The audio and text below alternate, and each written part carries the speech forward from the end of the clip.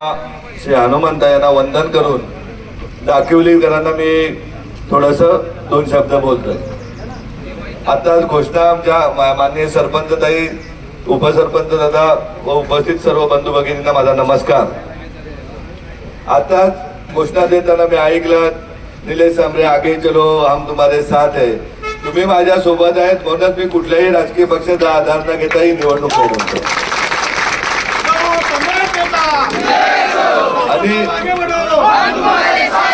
आणि आज मी जो सक्षम झालेलो आहे आर्थिकदृष्ट्या, तशा प्रकारे मला समाजातील प्रत्येकाला सक्षम करायचे आहे। प्रत्येक माझ्या भगिनीला स्वतःच्या पायावर उभा करायचे, दोन पैसे तिने घर बसल्या कमावले पाहिजेत। त्याचबरोबर आज बघतोय महागाई प्रचंड वाढते। गेल्या 10 वर्षामध्ये कोविड राहू दे, नोटबंदी राहू दे, महागाई, बेकारी, प्रचंड गोष्टी वाढलेल्या आहेत। आपल्या जाहीरनाम्यामध्ये तर उल्लेख केलेले की मला किमान दरवर्षी 1 लाख माझ्या भगिनींना रोजगार उपलब्ध करून द्यायचे, ते त्यांना स्वतःच्या पायावर उभं करून द्यायचं।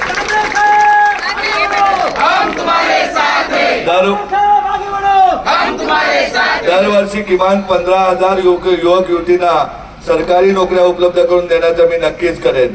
मी अगदी जगद्गुरु तुकोबारायांसमोर सांगतोय, जर आपल्या जिजाऊ मार्फत एका शेतकऱ्याच्या पोरांनी जर ठरवलं तर झडपोली सारख्या छोट्याशा 200 लोकवस्तीच्या गावामध्ये आज 2000 विद्यार्थी महाराष्ट्रातील गुण्यागोविंदाने राहतात, कुठल्याही सत्तेशिवाय राहतात। आज जे मत मागायला येतात त्यांना सांगा की तुमचे पक्ष इतके वर्ष झाले सरकारमध्ये आहेत, त्यांचे दलाल प्रत्येक गावागावामध्ये नेमलेले, त्या दलालांनी संपूर्ण समाज पोखरून काढलेले, सत्यव्यवस्था पोखरून काढलेले।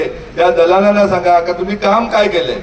आज प्रत्येक गावामध्ये आपण सांगू शकतो या 4 माणसांना मी विद्यार्थ्यांना शिक्षण दिलंय। प्रत्येक गाव पाड्यावर सांगू शकतो या 10 माझ्या बांधवांना आरोग्य व्यवस्था केली, कारण आपल्या जिजाऊचं 130 खाटाचं रुग्णालय असून त्याबरोबर मुंबईतील, ठाण्यातील अनेक रुग्णालयामध्ये आपल्या मार्फत रुग्णांना नेऊन हा समाज माझा आहे आणि समाजातील प्रत्येक बांधवांच्या, भगिनींच्या आरोग्याची काळजी घेणारे आपली जिजाऊ, प्रत्येक विद्यार्थ्याला आपल्या घरचा विद्यार्थी समजून शिक्षण देणारे आपली जिजाऊ।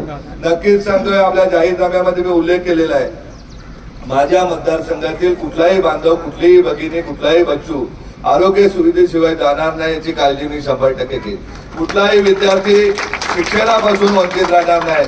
अगदी त्याचा प्रायव्हेट कॉलेजला नंबर लागला, त्याच्या घरची परिस्थिती नाही म्हणून तो फी भरून जाऊ शकत नाही, तर ती माझी जबाबदारी असेल त्या विद्यार्थ्याला पूर्ण शिक्षण देण्याची। माझ्या मतदारसंघातील कुठल्याही शेतकऱ्यावर कधी धनदानकडून काय सत्तेच्या दलालांमार्फत दादागिरी कुठल्याही प्रकल्पामार्फत होणार नाही याची जबाबदारी माझी राहील, कारण मी एका शेतकऱ्याचा मुलगा आहे।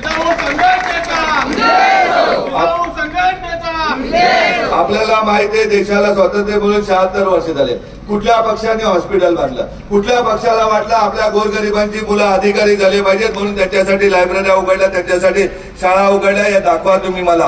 कुठल्या शेतकऱ्याला, कुठल्या पक्षाला वाटलं महिलांना आमच्या पायावर उभं राहिलं पाहिजे, शिलाई मशीन दिल्या पाहिजेत, ब्युटी पार्लरचे क्लासेस दिले पाहिजेत, मेहंदी क्लासेस दिले पाहिजेत, अगदी परप्रांतीय बांधवांप्रमाणे हातगाडी दिली पाहिजे। हा गेल्या 76 वर्षभर लुटालुटच केलेले। आपल्या समोर 2 उमेदवार आहेत, ते दोन्ही राजकीय पक्ष आहेत, त्यांनी अनेक वर्ष सत्ता उपभोगलेले आहेत, का त्यांनी आपल्या समस्या सोडवल्या नाही। आजही आपल्या बाजूला जाणाऱ्या बडोदा एक्सप्रेस वे मध्ये दलाली करणारे हे सत्तेतील काही महात्वर होते, आणि आपल्याला माहिती आहे आपल्या डाकिवली गावामध्ये दलाली करून जगणारे अनेक लोक आपण पाहिलेले आहेत। परंतु हा तुमच्या समोर बोलणारा तुमचा मुलगा नक्कीच सांगतोय, राजकारणाचं जे व्यवसायीकरण झालेले ते 100% थांबून 100% प्रामाणिकपणे जगद्गुरु तुकोबाराय, छत्रपती शिवाजी महाराज, डॉक्टर बाबासाहेब आंबेडकर यांच्याप्रमाणे काम करण्याचा, यांच्या आदर्शाप्रमाणे काम करण्याचा प्रयत्न करेल, आणि या मायमाऊलींच्या आशीर्वादाने नक्कीच त्या प्रयत्नाला यश येईल एवढा शब्द आपल्याला देतो। आपल्या सगळ्या समस्या, या माझ्या समस्यांच्या सोडवणे मला बंधनकारक असेल। मी राजकारणाचं कधीही दुकान मांडलं नाही आणि कधीही मांडणार नाही। हा जनसेवक म्हणून तुमची नक्कीच 100% 12 महिने 24 तास सेवा करण्यासाठी सज्ज असेल।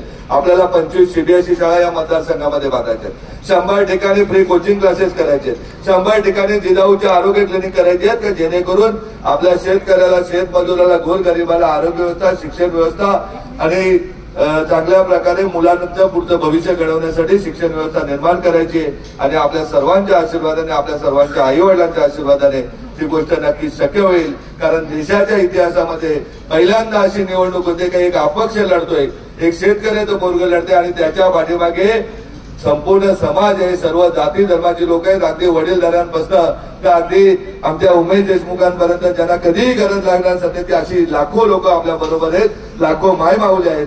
त्यामुळे विजय हा आपलाच आहे, अशी विजय निर्धार मिळावा आहे. फक्त आपल्याला जास्तीत जास्त मताने निवडून येण्यासाठी आपण जास्तीत जास्त मतदारांपर्यंत पोहोचा. मतदारांना सांगा हे राजकीय पक्ष आहे, त्यांचे अजेंडे ते सगळं खोटं आहे. आमच्या मुलांनी दिलेला अजेंडा आहे तो 100% पूर्ण करण्याची जबाबदारी आमची. त्याचं घर आम्हाला झडपोलीचं माहिती आहे. आम्हाला दिल्लीला जावं लागणार नाही शोधायला, का बारामतीला जावं लागणार नाही शोधायला. आमचं घर, आमचा इथला भूमिपुत्र आहे, त्याचा गाव इथे. आणि जे बाकी लोक आहेत ते उद्या गोडाऊनचे मालक आहेत, धनगणनेचे मालक आहेत, त्यांच्याकडे अनेक प्रकारे अनधिकृत पैसा येऊन जे पैशाचा बाजार मांडणार आहेत, कारण त्यांच्याकडे भ्रष्टाचार आलेला पैसा आहे. परंतु तुम्हाला एवढंच सांगतो, डॉक्टर बाबासाहेब आंबेडकरांनी सांगितलं होतं, ज्या दिवशी मत विकणं बंद होईल त्याच दिवशी लोकशाहीचा उगम होईल. आणि तो उगम आपल्याला करायचा आहे भिवंडी लोकसभेच्या मार्फत. एवढी विनंती करतो आणि थांबतो. आपल्या कोणाच्याही विश्वासाला तडा जाणार नाही याची काळजी मी सदैव घेत आलो आणि सदैव घेईन. मी माझ्या आईबाबांसमोर आपल्याला शब्द देतो, आपल्या जगद्गुरु तुकोबा राय समोर शब्द देतो आणि थांबतो. जय जय.